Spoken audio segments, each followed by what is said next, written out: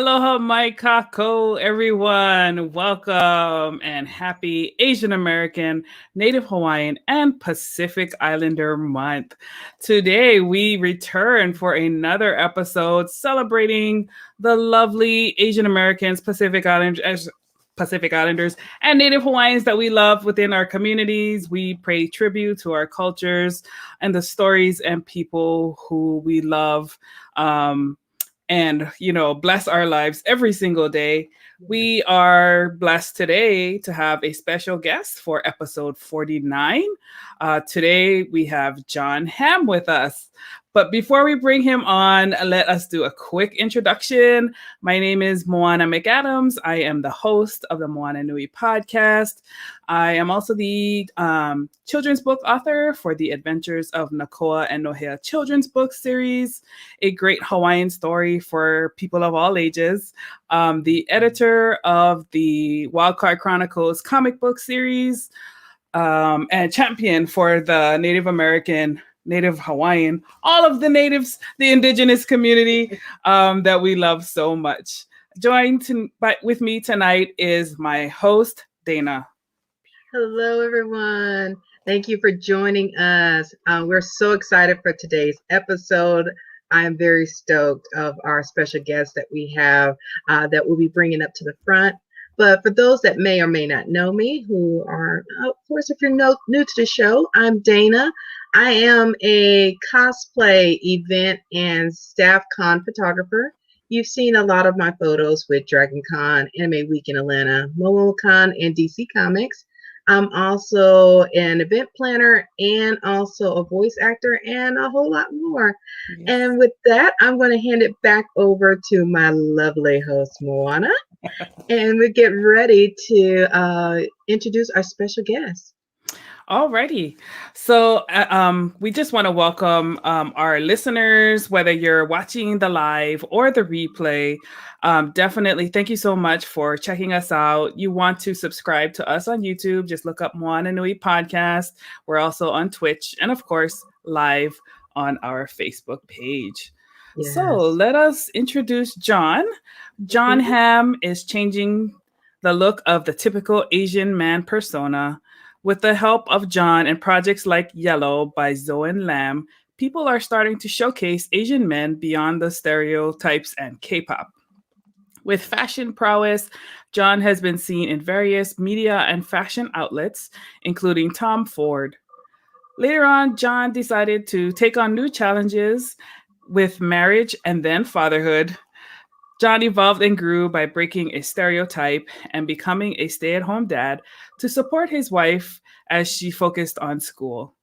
Even with the change in his career focus, John maintains his connection to his fans and followers on social media, now over 9,000 on Instagram, at The John Hamm, if you want to check him out, with inspirational posts along with his occasional modeling photos. John continues to break down stereotypes and be an inspiration to not only his followers, but even more importantly, his daughter. So tonight, let us bring on Mr. Hamm.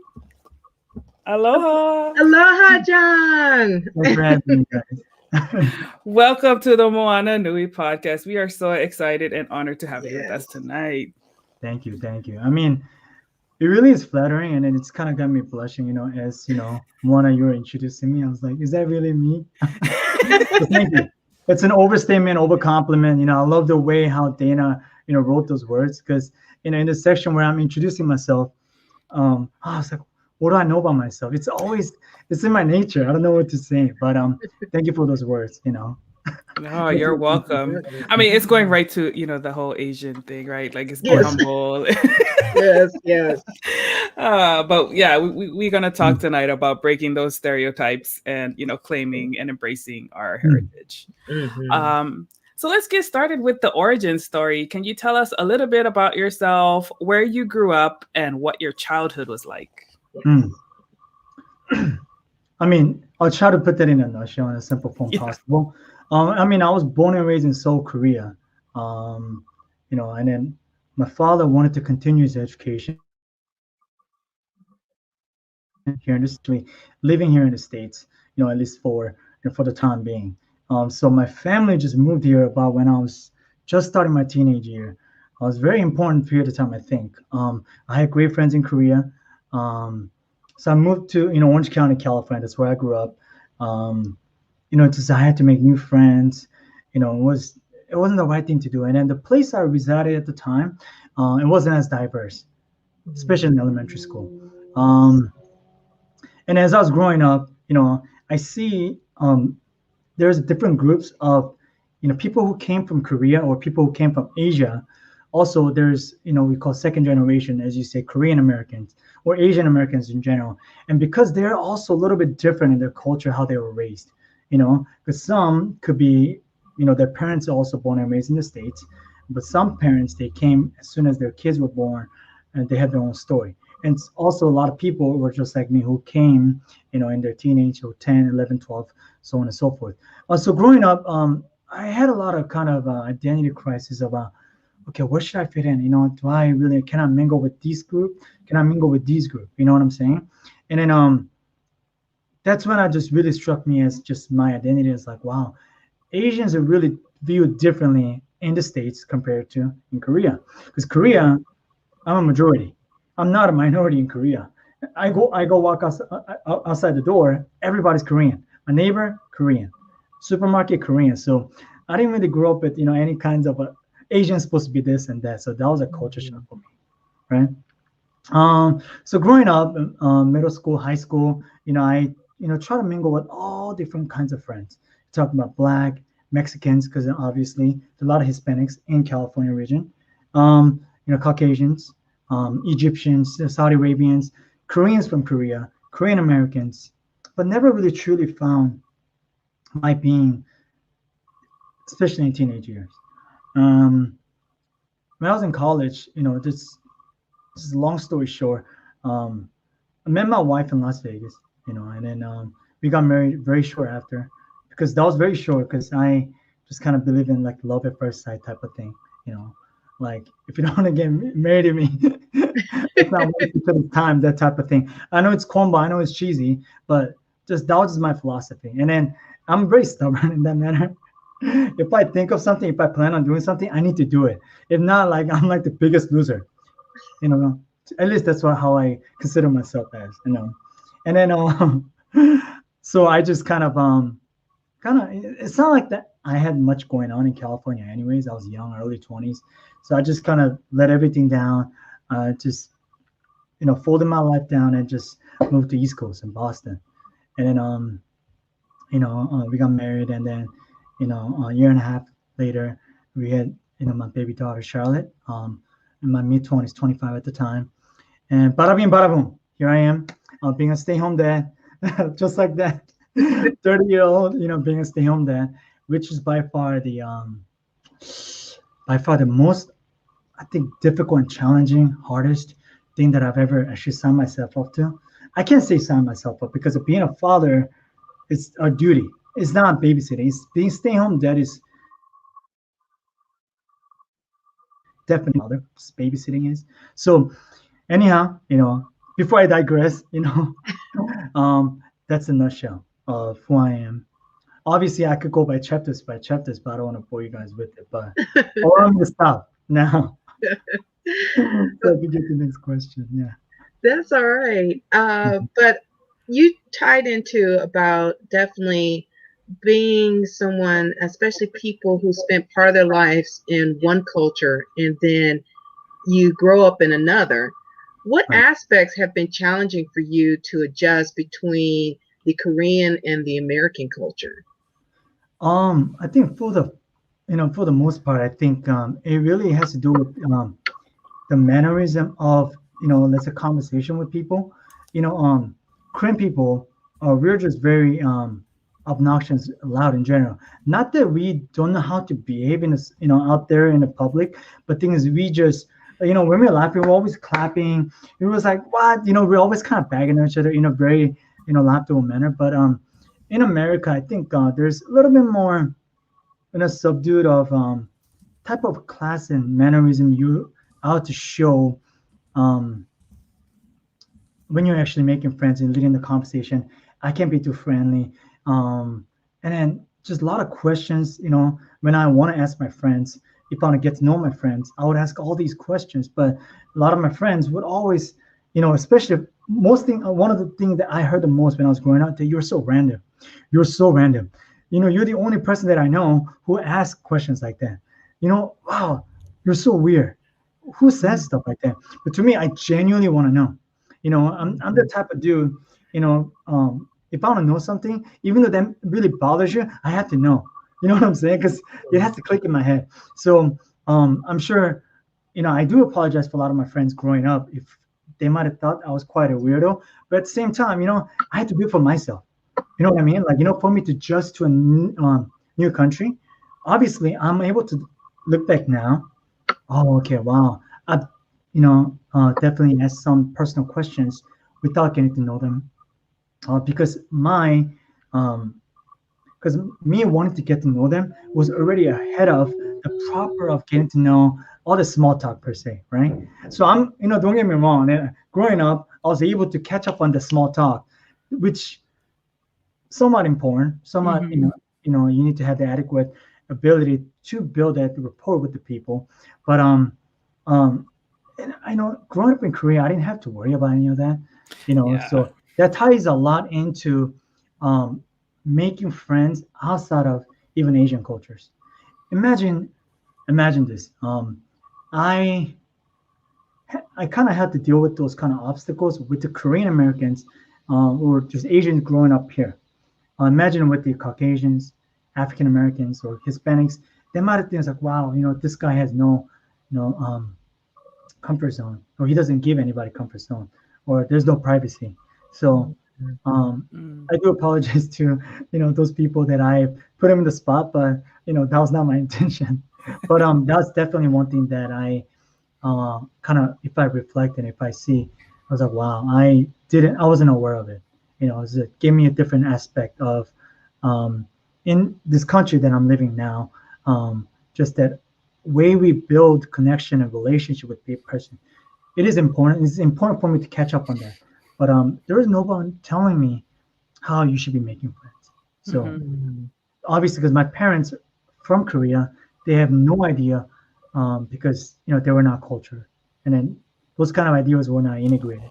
Mhm. So, No, I really like that you brought that up because I've kind of run into some of that too. Like, Yes. wanting to ask questions and getting to know people. And some people look at Mhm. you like you're being intrusive. And I think that's kind of what you're getting at. Yes. Um, Mhm. but it just really helps you to get to know somebody as a person, and it doesn't 100%. feel so superficial. You know what I mean? Like, I'm not Mhm. about superficial relationships. If that's what you Right. want, you can go talk to somebody else. But Uh, but I'm really glad that you bring that up because I don't think it's just a Korean thing.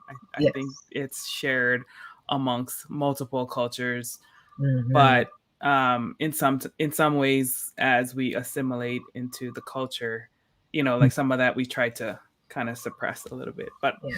I encourage everybody to bring that back out because it's all Yeah. part of like getting to know people and Mhm. trying to create understanding amongst one another. mm, So at the Mhm. beginning, we kind of dealt with, like a little bit of the humility, like not wanting to be recognized. And that's a characteristic amongst a lot of AAPI communities. We're instilled with being modest, staying behind the scenes, brushing Mhm. off compliments and acknowledgments, which can sometimes negatively affect us within our careers. How have you yes, tried definitely. to break that general aspect to grow more as a person within your life and in your career? That could also be a very, very complex statement. If you allow me to talk, because I could go on forever. Um, just growing up, I was actually talking to Dana last week, for the first time on the phone. You know, I always give compliments because compliments free. You know what I'm saying? If it's free, why don't you give it to somebody as long as you mean that, right? Mhm. But here's the thing about compliment though is me growing up. My mom's friends or people I meet, strangers, always compliment me. My mom's like, "No, he's not like that." Even before allowing me to take that in, mom's like, "He's not like that." I'm like, dude, mom, dude, like, let me at least take a moment to take that in. Let me breathe that air. But my Yes. mom and my dad, It's just by their nature, because I'm sure that's how they were raised too. It was like, oh, Mhm. it's never good enough, and it's we always have to humble and be modest, Yes. which is not a bad thing. Which is not a bad thing because the right equilibrium and balance, I get, is important, but at the same time, but like sometimes many of us growing up, especially me, coming from Korea to another country when I didn't know anybody, I might need that kind of boost of confidence to get myself up. You know what I'm saying? Because I don't have any mentor growing up. I didn't. So I had to kind of manifest the figure of who I want to be. So for me to do that, is a really really good look. Is that this is very cheesy and combo? What I'm gonna say, you compliment yourself. It's as I say it, I get really, really like I get it's really, really kind of cheesy for me to say that with my words, but I mean you gotta look in the mirror. It's like, John, you're the best. You know what I mean? Look at it. But it's really funny because a lot of people who know me, they know I genuinely feel that way because I've been saying it to myself ever since I remember. Because it's one or the other. Once I let myself down, I'm just gonna fall because there's so many negativity, so many all these things that I don't have. I wish I did. I could start just like a clouds of the clouds. I could pump myself down. It'll be so heavy, and then I'll be on the ground. Or I just gotta get myself up. And then only way how I knew to survive was to have myself back.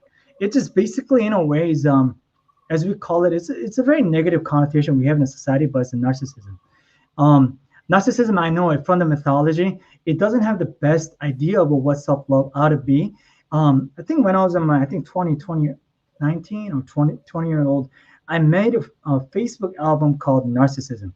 And then I just put the definition of narcissism and I started taking just selfies out the blue just to get people's reaction, or it might provoke people and not. Because not only Korean culture, more so with Asian culture, but I mean, just everybody have a little bit of kind of self-consciousness of really truly showing the world about their genuine self-love to out there, even to their family member, even to their close, genuinely loved friends.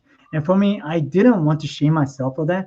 I want to kind of per se, I wanted to start a little bit of kind of like a self-love movement. So it was a kind of bold and very provocative album at the time. Is that narcissism? Yeah, I'll be bold. I love myself. What are you gonna do about it? Like, I'm the best. You know what I mean? I tell myself, John, you're the best. I love you. You know what I mean? Yes. John, it's okay. You did good today. And then that really, I just unconsciously started telling myself that since I was a kid. And then that really just kind of really embrace and love, accept myself. And that was really difficult. It took me a long time, because, at the time that I came to States, especially, teenage years, the image and how you portray yourself can mean a lot to other people because we have a lot of hormones going on. We'll always say something, and then children say a lot of hurtful things. You know what I mean? That's really really hard to forget, even when we're fully grown up. So Mhm. at the same time, I want me being there, affirming myself with all these compliments to myself, allow me to overcome any of that. I would wear big chains, big, huge gold chains to school. And then my Spanish teacher would ask me, John, just out of curiosity, because I was wearing shades, like stunner shades. It's like all hyped out, like all red pants, red shoes to the high school. Like I was late to school just getting ready. I wanted to know what people would say about me. Hate me all you want, but I know people are going to say something, So my Spanish teacher asked me that question. Hey, John, why are you, just out of curiosity, why are you wearing that? And I told her straight out, I didn't even think what she said. I said, for attention. And then you should see the people around me. They look at me like, what? Like, how dare you say that? But deep inside, I know. Ironic statement of what I said was everybody knows that's the truth because I said what is honest truth. Everybody wants deep inside wants to say because I said it loud and proud. It just kind of woke my teacher up in a way. And then my teacher said, literally, like literally immediately she said, that's the most honest answer from a teenager I've ever heard. Mhm. And then, so kind of circle back to what you said, um, like because my parents were always just defensive of me getting compliment. Like, why are you so defensive, mom? Let the people talk. If they want to compliment me, I'll grace, like I will humbly. If you want me to be, I'll be humbly. I'll take it. But Yes. because my parents weren't like that, it gave me a hard time. But so only person I had was me. Yes, and I think that is like so predominant, not only like with Asian, but Native Hawaiian and Pacific Islanders. I think that is like ingrained in our families that Yeah. literally was like, you got to be humble, you got to be modest, but at the same time, it's like, hey, I gotta hype my own self up. I gotta look at myself and be like, I'm awesome. And it 100%. and it and it takes until we're grown adults before we can start accepting it. Because I even know for my own self, Mhm. I have a hard time taking compliments from other people and things like that. And Mm-hmm. I had to start teaching myself over the last 5 6 years. It's like take it. Don't don't explain it after they give me a compliment. Don't explain it anymore. And then I started doing the same thing that you mentioned of the selfie part because I was like, I gotta Mm, start accepting how I look, and I'll always mm, take selfies of myself wherever I go, mm, but also with the people I meet there or I see there, so I can have them as part of my memories. Because I was like, I always have pictures taking pictures of everybody, but I'm not mm. in the pictures. I Now I see. need to put myself in the pictures with it in those Mm, moments too. I see. Yeah, I mean, it is Yeah. very important. It really is really important. So, Mm-hmm. you know, um, I mean, it's like imagine there's a tornadoes or earthquake, and then we got to run away, and then imagine like I have a really bad fever, but I think I could drive you guys. Come to my car. I'm very sick though. Would you rather have person who drive you, or you know what? Go with me. I got this. You guys trust me, right? You just gotta have self love. You got this. Yes. You know what I mean? Yes. Yes. Exactly. Yeah. Now, of course, kind of piggybacking off of that, uh, you know, of course, coming from a rich culture of like both coming from Korea, what traditions, lessons, or guidance have you received from your family growing up that helped make you into the person you are today? Wow. Um, you know, me personally, my mom and my dad, um, they were very um, private people. Mm. Um, they were very private and they were very modest, not in a sense that they just didn't want to be recognized. They wanted to particularly live that um, just kind of like non-existent life. That that Mm-hmm. regular happy, the happy normal life that you don't need anything in life. It's just that we have our family. We don't need anything else. We just as long as we got each other, we don't need to have fancy house. We don't need any of that. But my family were living testimony of that. I'm yet to hear my mom and dad talking or boasting or anything good they've accomplished or they've achieved in life, even to us, even them sharing that with their friends or anyone they ever met. Never. And then to me, just personally speaking, I didn't like that. I was like, what? Because me growing up, like, because obviously that really leads to me growing up. I'm like always boosting myself up. Because I didn't want to let myself go. I'm like, dude, like sometimes we could. It's okay to shine, but um, I think I met so many Korean family who are loving, who are so giving, who are such a warm people overall. But my parents are just very special people that yet to came across. Not saying that because they're my parents, but it's just they don't really talk about themselves, and then that kind of drove me nuts. It's like, dude, we're human being. We want to be heard. That's why I'm here. You know what I mean? Like, that's why I'm so excited because it's been a while. It's been so long. Like ever since pandemic, I've actually had this, just solid conversation of interaction with adults. Because I take care of Charlotte, so like only conversation I have with the 5-year-old, and then I don't really have interaction with the adults. So, you know, um, once again, tying back to my parents, they really allow me to kind of go the opposite direction, to be honest with you. Um, because I'm sure you guys know I talk a lot and I love talking about myself.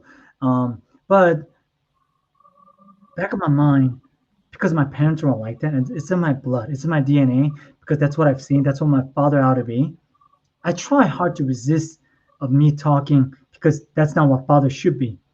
But at the end of the day, I want to be me.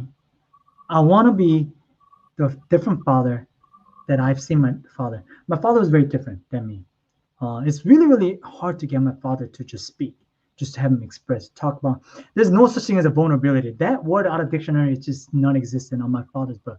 But for me, I'm a little bit different. So in a way, I could see, I could empathize why my parents were like that. Because I was happy growing up. I never needed anything, never wanted anything. But me is a little bit different. My wife is a little bit different too.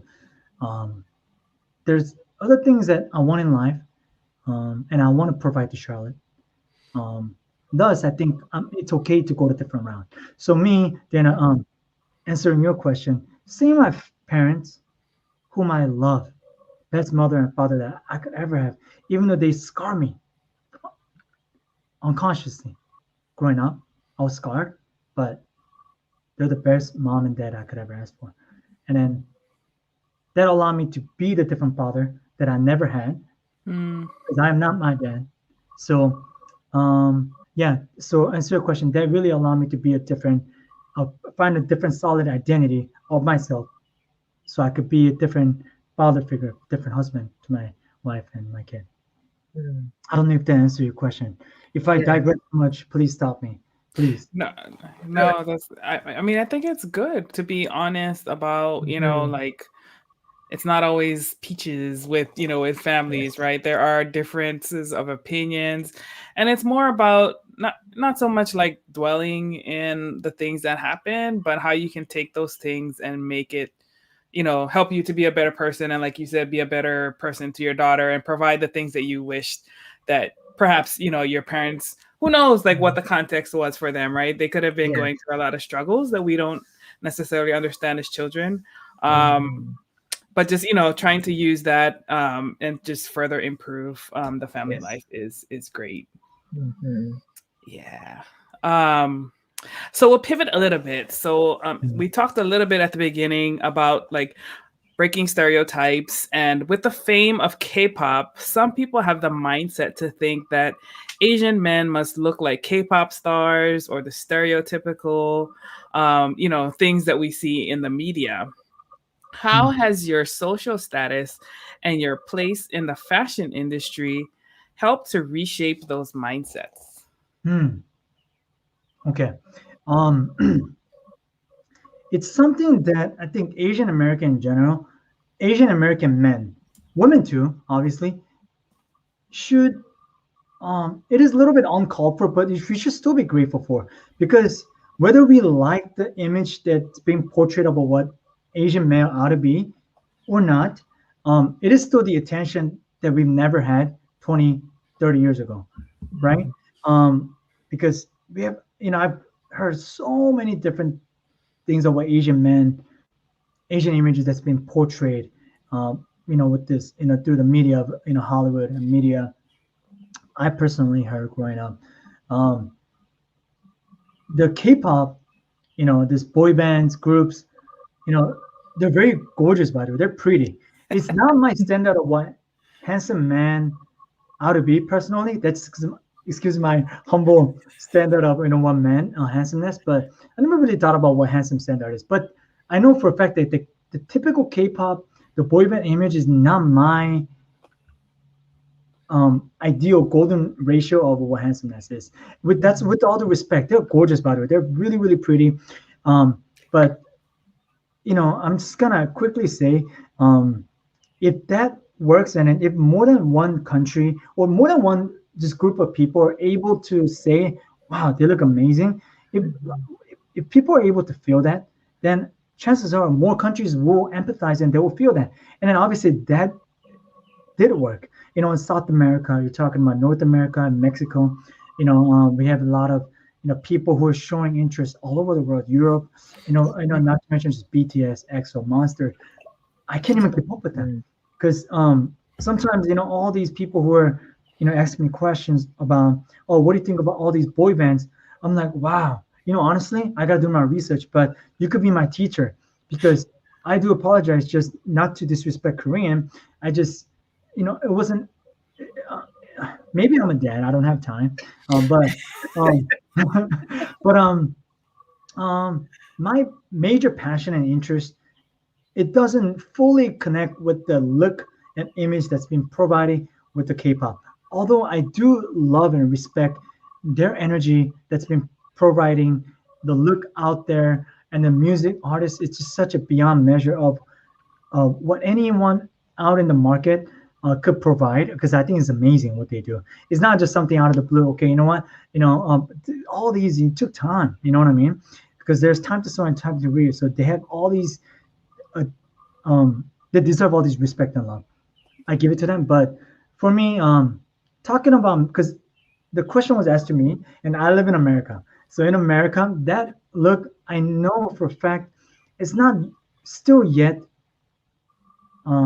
okay, this is a better way to say it.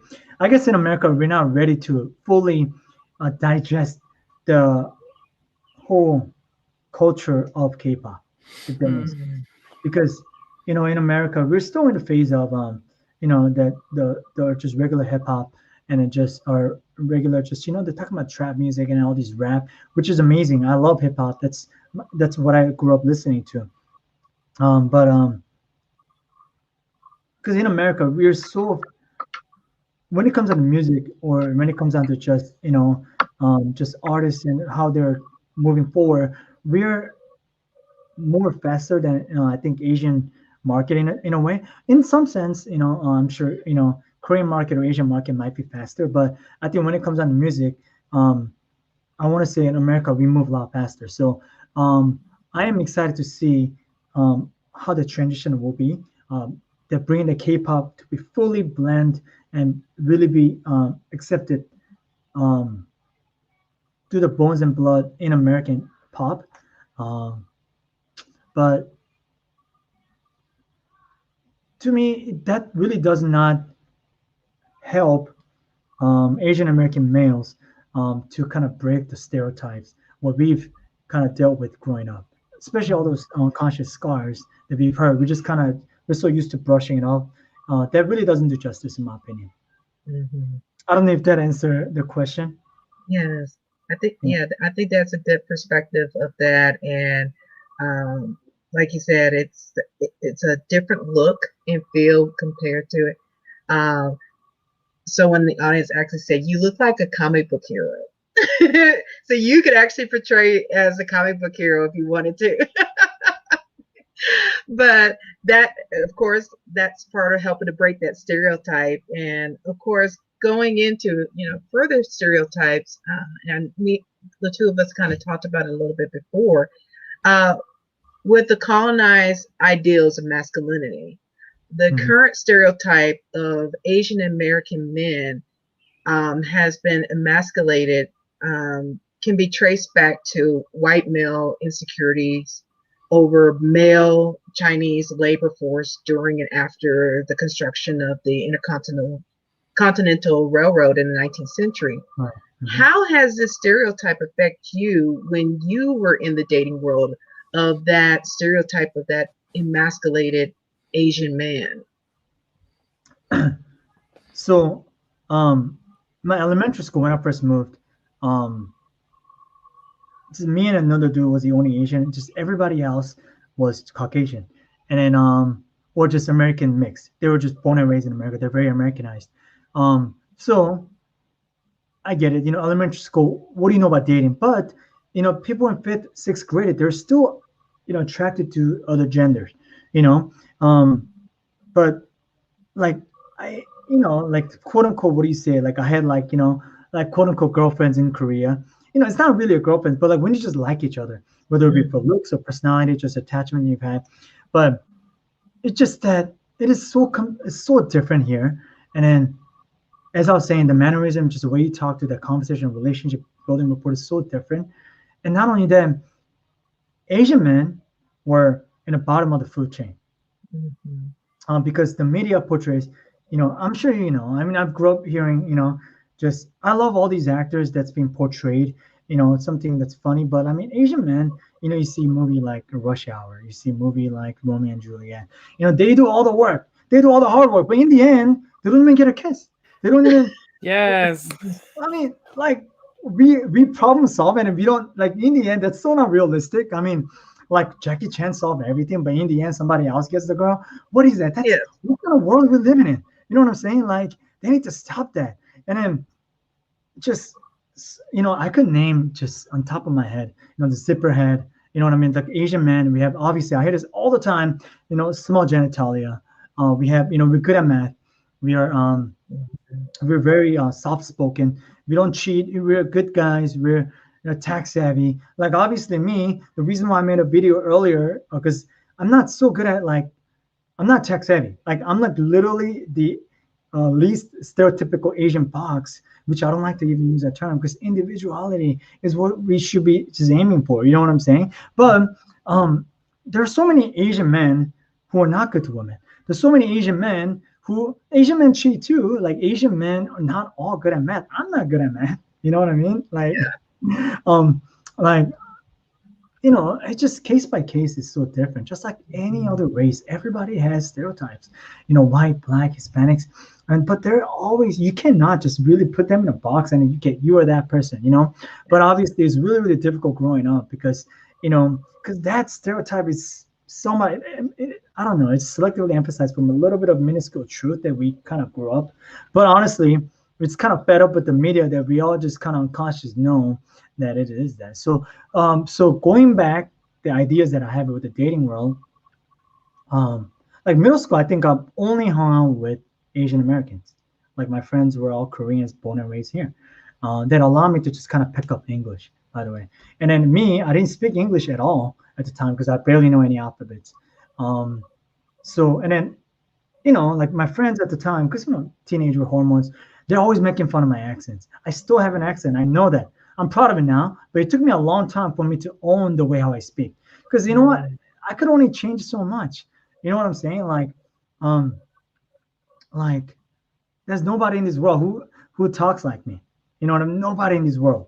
You try to talk like me, that's even more difficult. Me trying to speak like a native, American. Do you get what I'm saying? So, but for me, I try really, really hard. Do I need to pause? Do I need to pronunciate a certain way?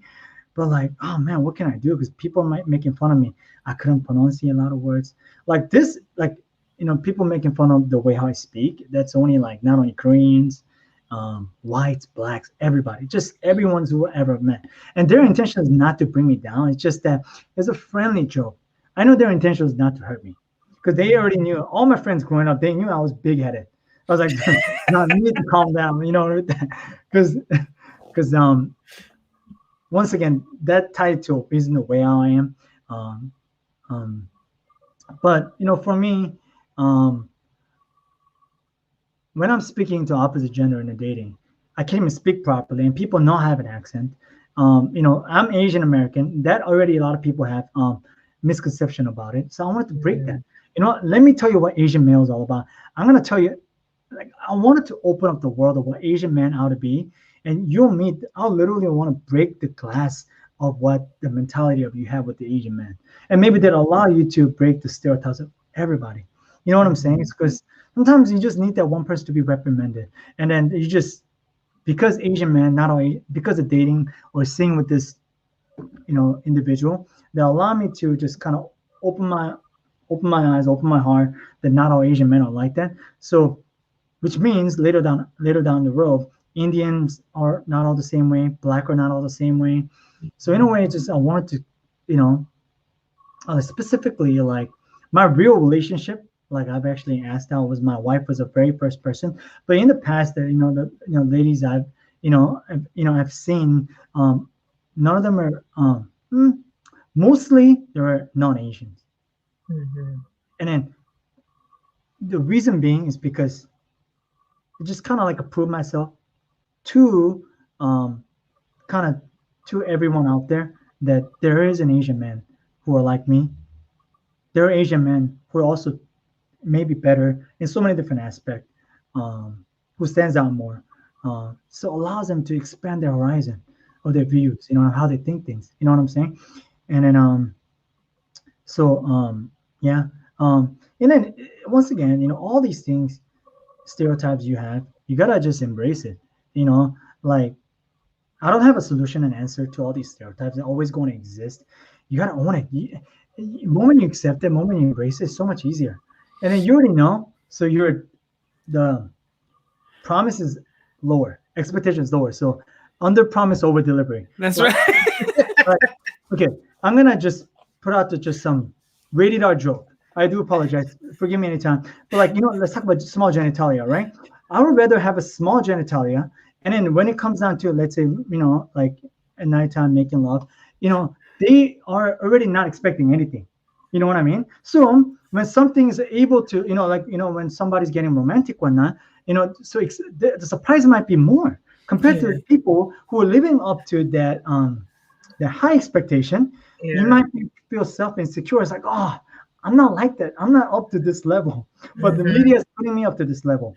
True story though, because I was in a swim team, and then I have friends who are non-Asian who were self-conscious because of the um, the media they're portraying. So I think that the stereotype, it's just such a negative connotation in general. But for me, I own it. I embrace it. So once again, under promise, over delivery always works. Don't don't build a high expectation. There you go. Love it. But I do apologize for the TMI. I didn't mean to put you No, on. you did it tastefully. It was fine. Yes, you did it very tastefully. I'm glad. I'm glad. Ah, yeah. So I mean, it's clear that you're definitely self assured and proud of who you are, and also of how you enjoy your married life, and also being a stay at home dad to your daughter. Mm. How did you adjust to family life and being a stay at home dad? And have your fans or family try to continue to push that stereotype that the wife stays home? Like, do people give you like, why are you at home? And, those kinds of things? Of course. I mean, it wasn't a conscious decision though. The choice was kind of like a more or less made for me. You know, um, obviously, we were at a situation. My family, um, you know, we were kind of reluctant to send my daughter to the preschool that she was attending for a long time.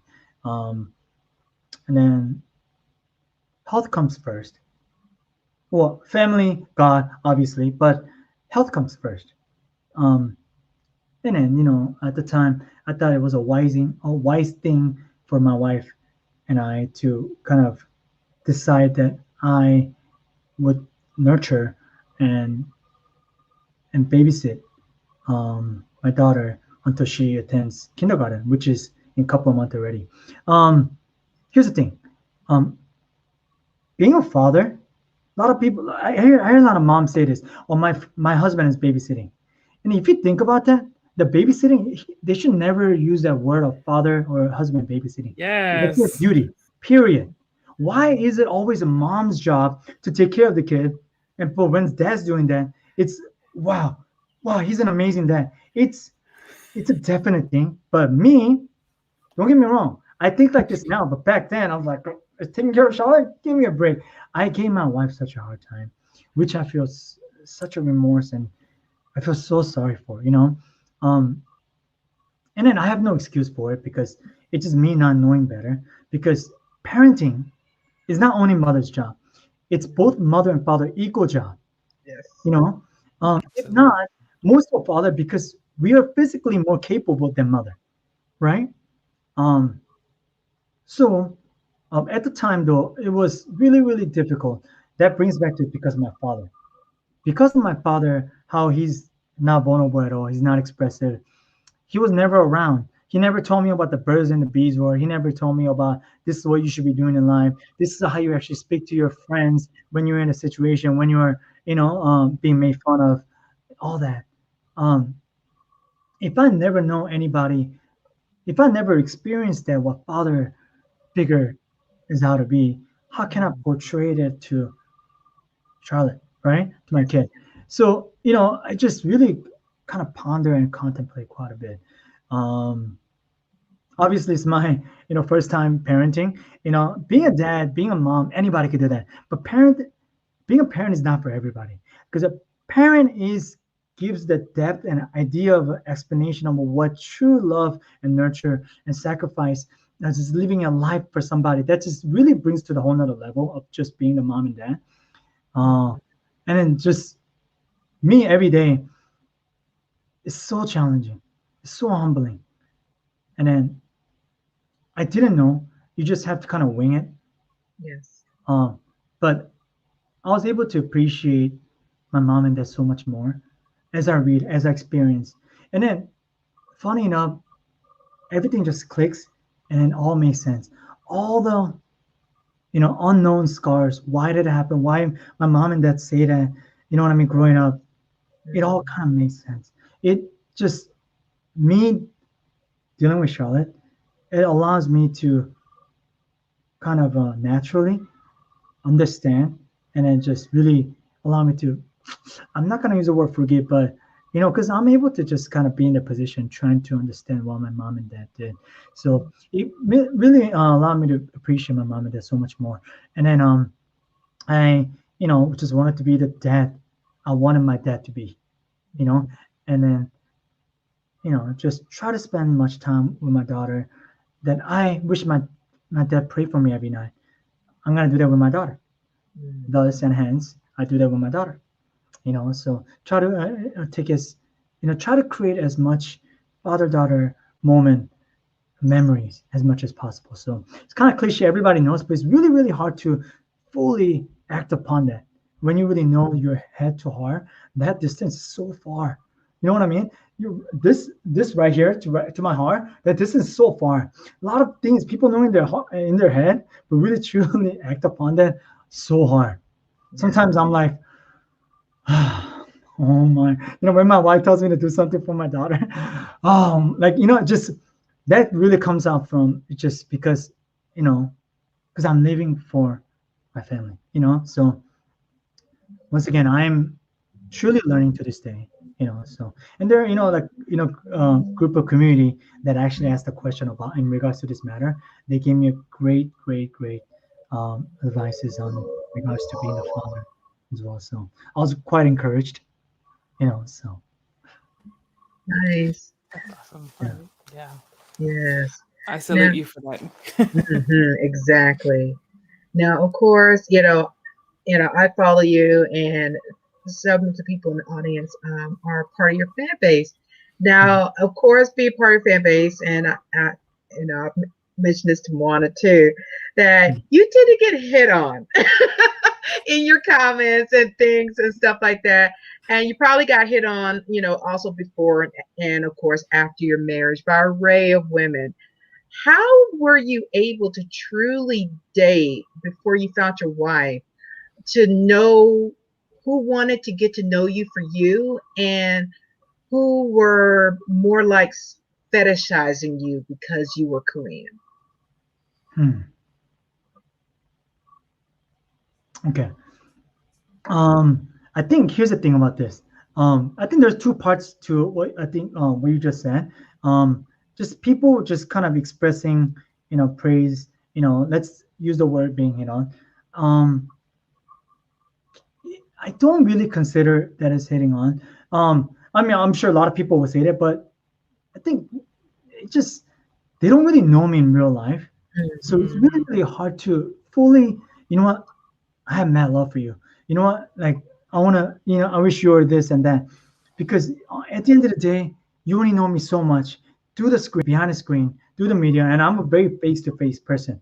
Obviously, all the words and a caption that I've actually expressed on my uh, um, pictures and all that, I really like to humbly um, express that. I think the way you guys talk to me eye to eye, it just really cannot contain my temperature of who I am. My true Mhm. personality, I think, is so much more, in my opinion. And a lot of people, uh, when they actually see me, uh, oh no, he's a lot because he's too much, because I am a lot. I have a lot to share.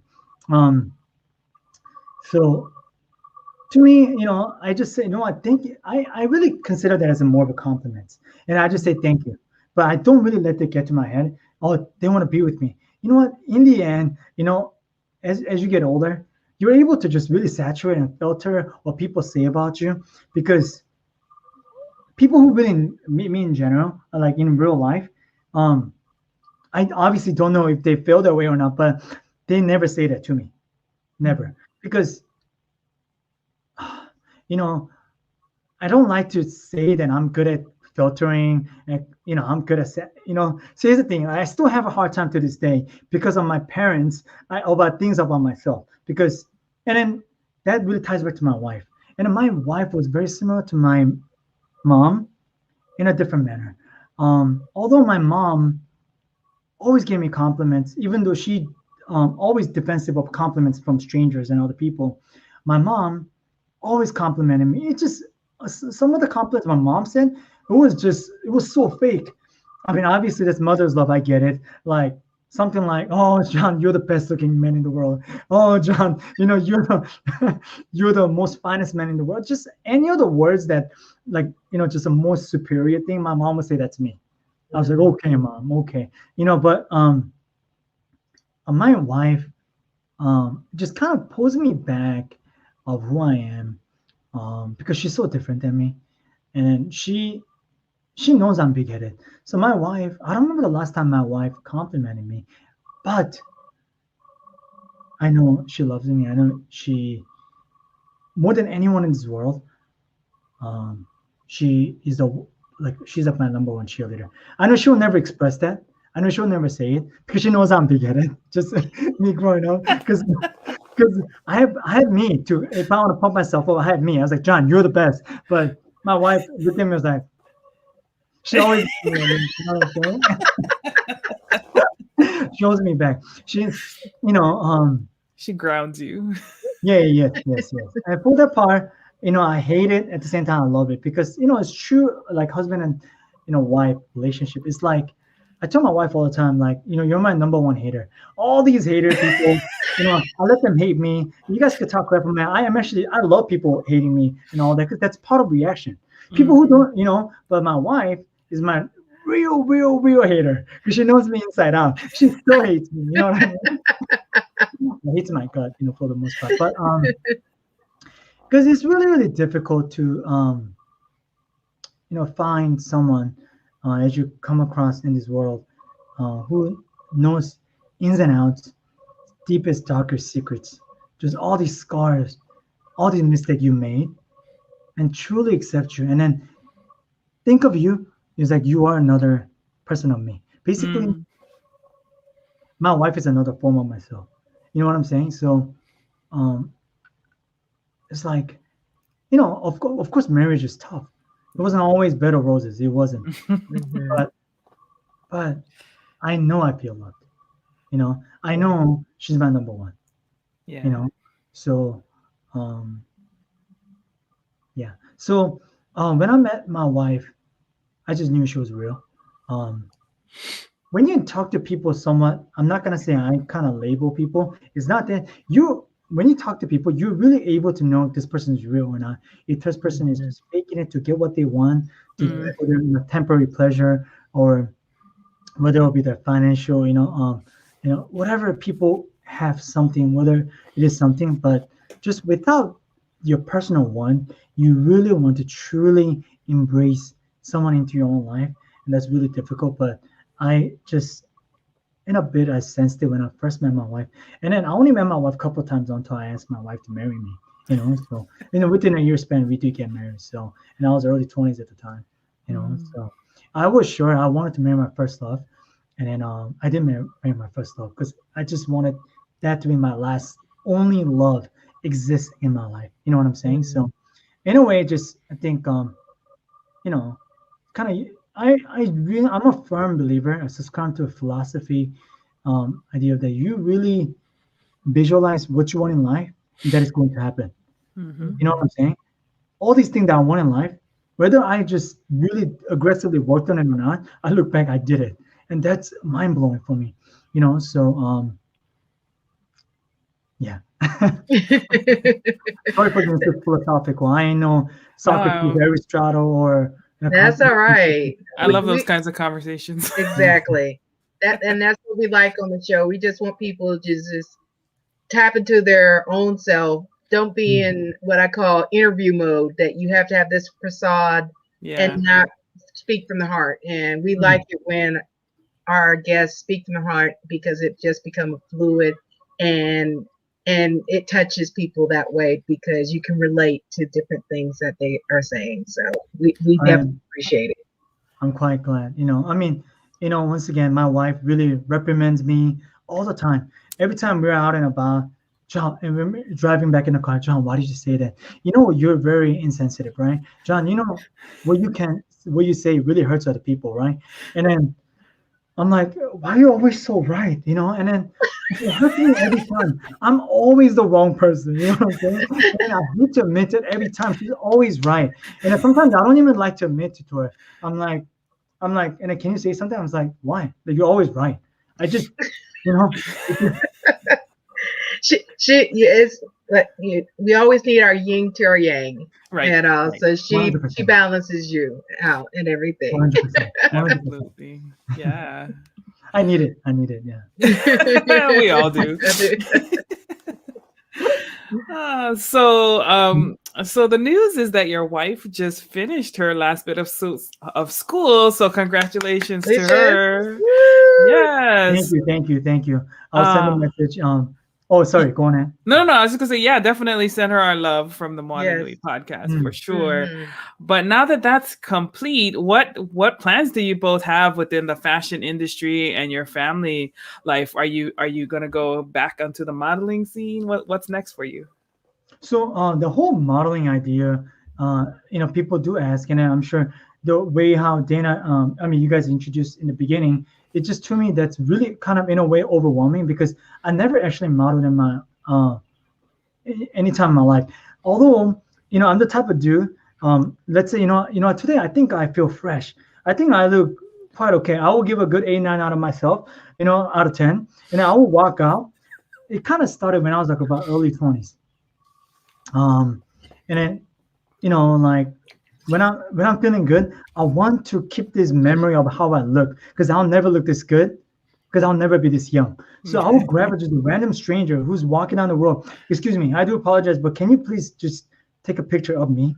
Because and then I would start posing. I'm like this. Do you like it, by the way? Should I do it this way or should I do this way? And then I'm really bugging them. And I was like, oh, I'm sorry, I'm something. Okay. And I'm waiting for another person to walk by. Excuse me, do you mind taking photos of me? And a lot of people in social media would ask me, John, who's taking these pictures of me? And I was a little bit more, I because I don't know who they are. I don't know the names, and I didn't want to say strangers, but a lot of pictures I started just taking started with the strangers, literally strangers out in the road, and then because that became so normal, and then I did it with a lot of my friends too, growing up, just out there. We would just stress, we're gonna ask people, and we would have hundreds and hundreds of photos, and they became so natural for me. If I'm out there today, if I'm looking fresh, I'm definitely gonna ask photo. I don't care who you're gonna be. You could be the lucky person. You're gonna be my photographer, and I'm gonna bug the crap out of you.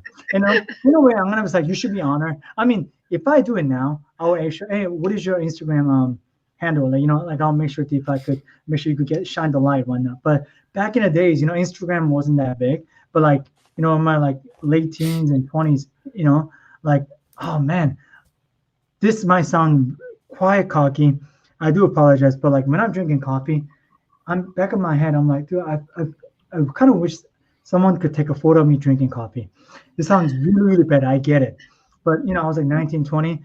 Like, so I'm asking the barista, right? I'm sorry, this might sound quite off, but I don't want to have a regret tonight before I go to sleep because I didn't get a photo of myself drinking coffee in Starbucks. So would you mind just please taking a photo of me while drinking coffee? And I wasn't asking too much, but I just started taking photos, and then, gracious and fortunately, a lot of people, started showing love, which I'm grateful once again. And then that's all kind of started in a way. I'm not like, like, I'm not like person who, gets sponsored from, company. I, buy stuff from Amazon, like just, my philosophy is that it's not about what you wear, it's about how you wear it.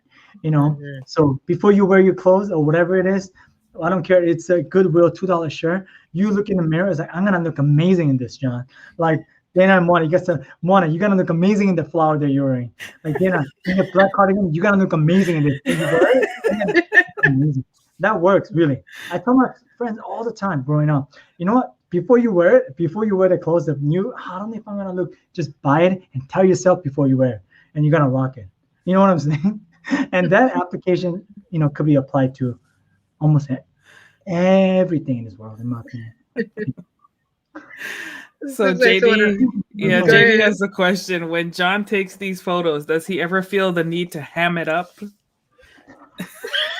Oh man, I wish, this is a perfect time. This is a perfect time.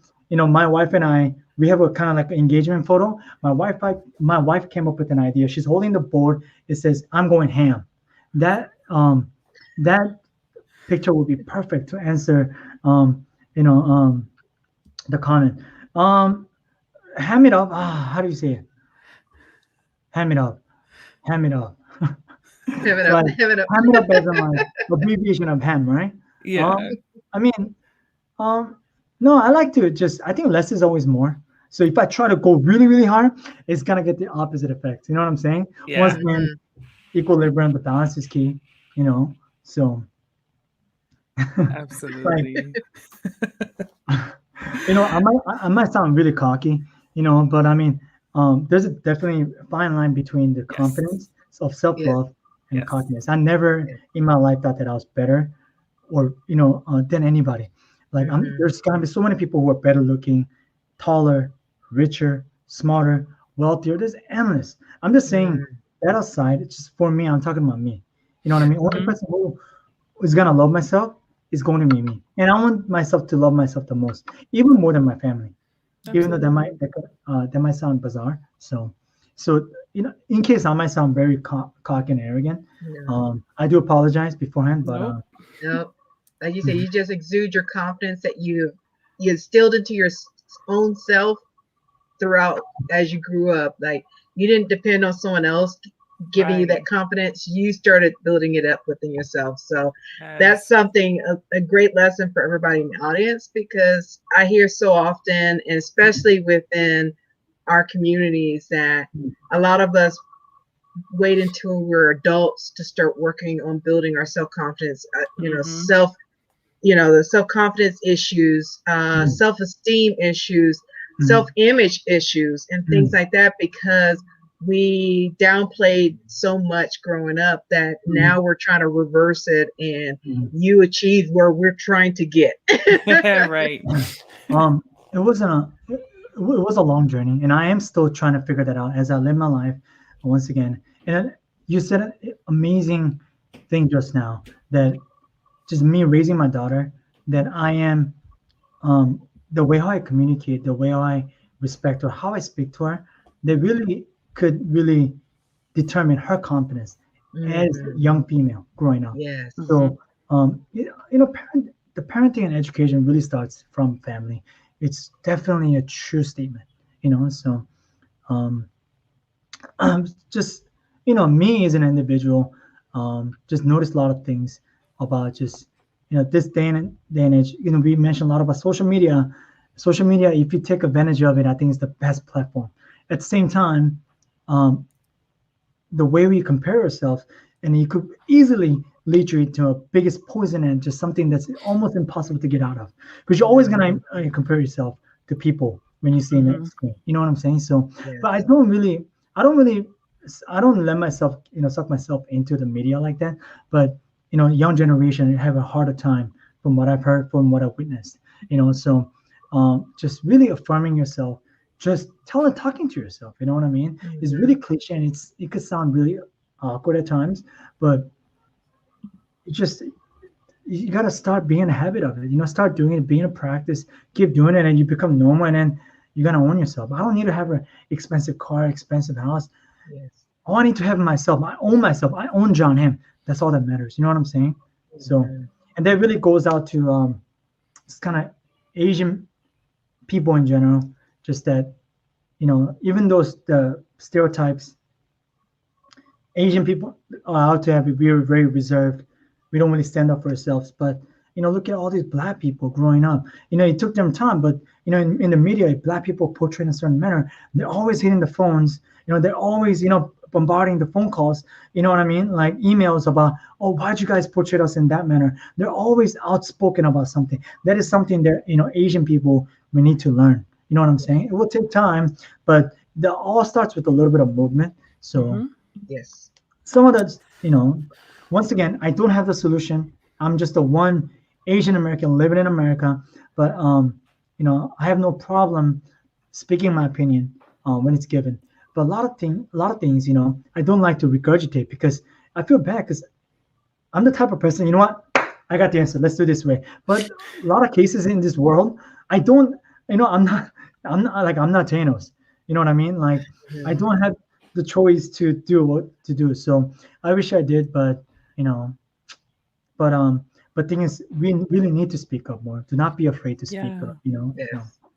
No, yeah, that's an important point because really no one has all the answers, right? It's Mhm. Yeah. about us learning from each other and trying Mhm. to leverage the strengths of one another to make the community as a whole and help us be better, together. So Mhm. Exactly. um, we just want to thank you so much for being on the show Mhm. tonight and Yes. helping us learn from you. I think a lot of people, someone had commented, Lehua, she said that I love your guest. He's so relatable and so real.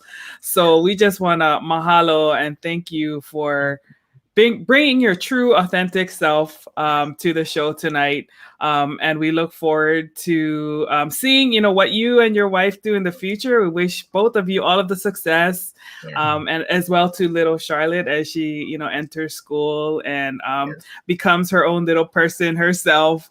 Yes. I think with you at the helm and with her mom, by her side, having two great parents, I know she's going to be a powerful vahine or woman, as we would call Yes. her, Mhm.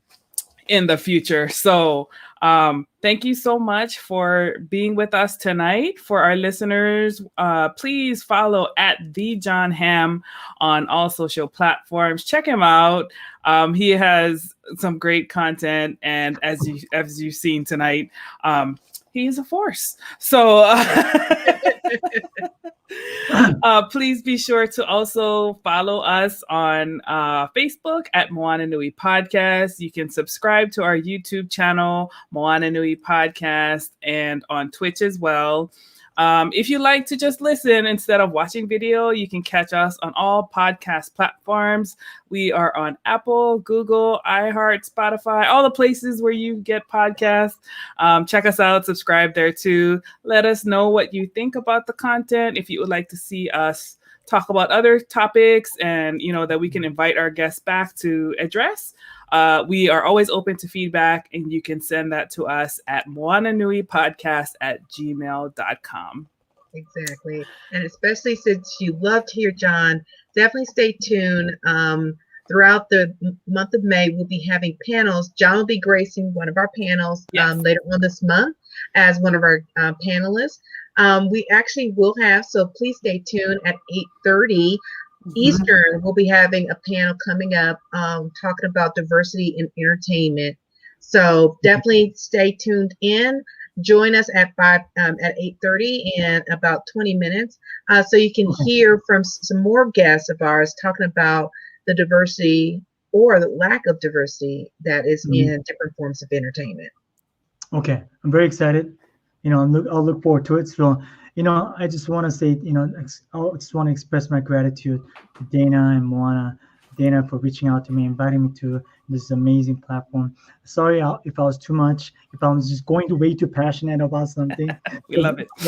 yeah, but once again, anybody who's listening, if I've ever said something wrong, in case, please put a message me. I'm always ready to be reprimanded. I'm learning as we live our lives. So, Yes. I did forget to, put my Instagram handle in there. So if anybody really wants to find me, they're gonna find a way no matter what. So, and Exactly. ladies, have a great rest of your evening. And then Same on to that note, you. you Thank guys you have a so great. much again, John, for joining us. Please give your to for both me and Moana our best regards to both your wife and Charlotte. Will Absolutely. do. Will do.